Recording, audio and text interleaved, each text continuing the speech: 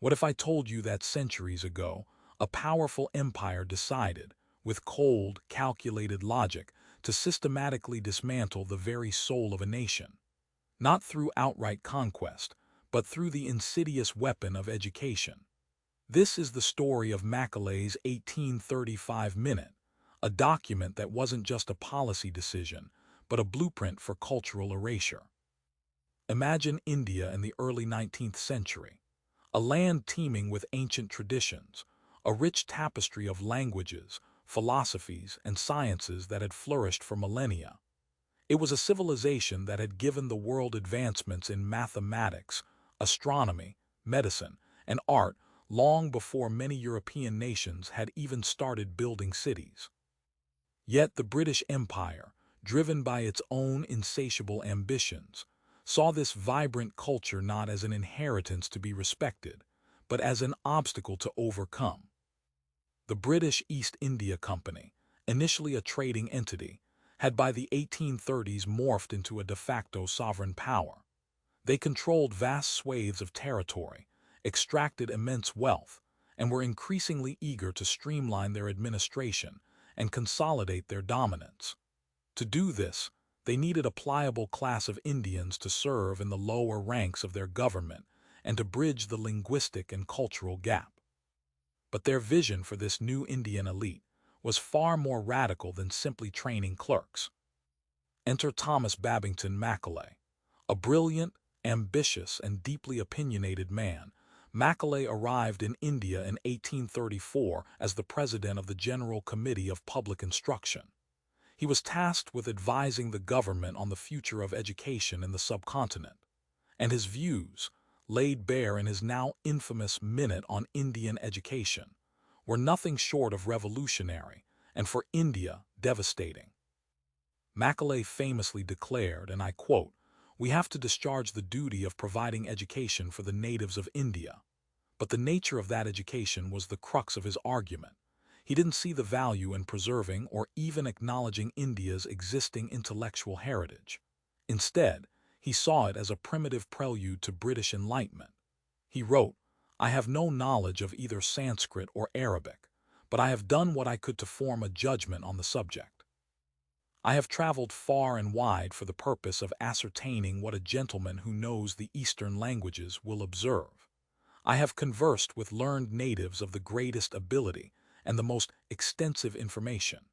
My conviction is that the Hindu literature of India is less valuable than that which may be found in the most common circulating libraries in England."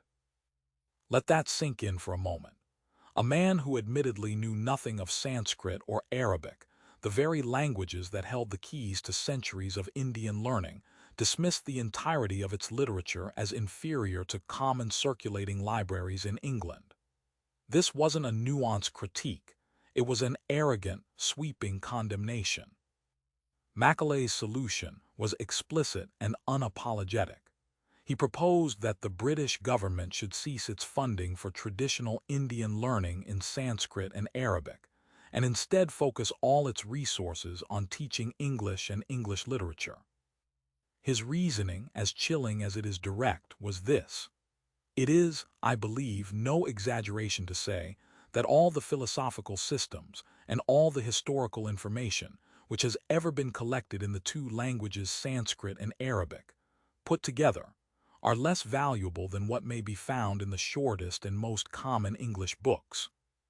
He further argued that by introducing a Western-educated elite, the British would be able to form a class of persons, Indian in blood and color, but English in taste, in opinions, in morals, and in intellect. This was the core of his strategy, to create a comprador class, a loyal subservient elite who would act as intermediaries, but who would also be fundamentally alienated from their own cultural roots. This wasn't about uplifting Indians. It was about reshaping them in the British image. Macaulay understood that true control wasn't just about military might or economic exploitation. It was about controlling minds, and the most effective way to do that was to control the very language through which people thought and understood the world. The Minute was adopted by the Governor-General of India, Lord William Bentinck, on March 7, 1835.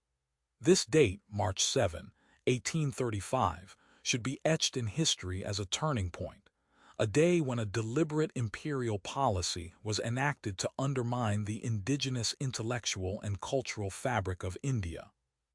How did this translate into action? The British systematically shifted funding away from traditional madrasas and pathshalas, institutions that preserved centuries of Islamic and Hindu learning. Instead, they poured resources into establishing English medium schools and universities. Their curriculum deliberately prioritized British history, literature, and philosophy, while Indian achievements were either ignored or presented through a colonial lens, often as primitive precursors to European progress. This had a profound and lasting impact. Generations of Indians were educated in a system that devalued their own languages, their own histories, their own ways of knowing. The very concept of Indian knowledge became associated with backwardness, while Western knowledge was equated with progress and civilization. This created an internalized sense of inferiority, a psychological wound that would take generations to heal. The consequences were far-reaching. India's rich oral traditions, its diverse folklores, its intricate artistic expressions, all faced a gradual erosion as the focus shifted to a singular, imposed model of learning. Languages that had been vehicles of sophisticated thought and poetry for centuries began to be marginalized, viewed as less prestigious, less useful than English. It's crucial to understand that Macaulay and his supporters weren't necessarily driven by malice in their personal lives. They operated within the prevailing imperialist ideology of the time, a belief system that saw Western civilization as inherently superior and its expansion as a benevolent mission. But good intentions, or at least the self-serving justifications of empire, do not negate the devastating impact of their policies. The policy birthed by Macaulay's Minute wasn't just about education, it was about identity. It was about severing the umbilical cord that connected Indians to their past. It was about creating a fractured society where the educated elite, speaking the language of the colonizer, felt a growing disconnect from the masses. This strategy was remarkably effective. Even after India gained independence, the legacy of this English-centric education system persisted. The very structure of power and prestige became deeply intertwined with proficiency in English, leading to ongoing debates about language, identity, and inclusivity. Macaulay's Minute wasn't a forgotten footnote in history.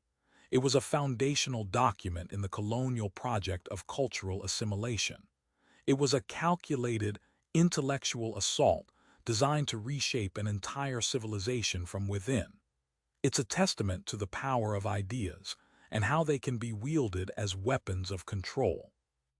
We often focus on the physical aspects of colonialism, the battles, the treaties, the economic exploitation. But the intellectual and cultural conquest, driven by documents like Macaulay's Minute, was arguably even more profound, leaving scars that continue to influence societies to this day. So the next time you hear about the civilizing mission of empire, remember Macaulay. Remember the cold logic that decided the value of an entire continent's heritage, not by understanding it, but by dismissing it. Remember the ambition to create a people English in taste, in opinions, in morals, and in intellect. The question we must ask ourselves, looking back at this pivotal moment, is not just about what the British did, but about the enduring echoes of their choices. How do we reclaim and celebrate the rich, diverse heritage that was so deliberately sought to be undermined? How do we ensure that education is a tool for empowerment, not erasure? The answers lie not in forgetting, but in understanding, in confronting, and in actively reconstructing what was almost lost.